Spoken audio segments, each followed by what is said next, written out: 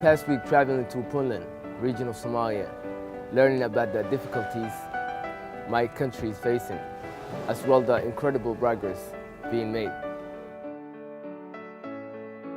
We're here in Baran, it's a Deso place, where they teach young men to be electricians. Through Adesso, young Somali men are learning meaningful skills that keep guns out of their hands and money into their pockets.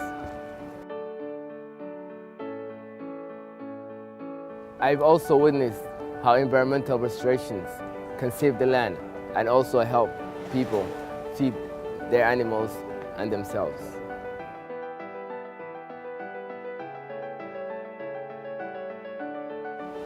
I have also met farmers who gained practical skills and money through Adesso, and now they're earning a good living.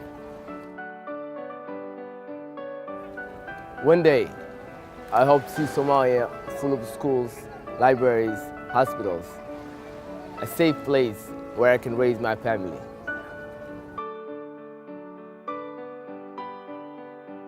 To all those interested, and especially the Somali diaspora, I encourage you to learn more about Adesso and support their incredible work.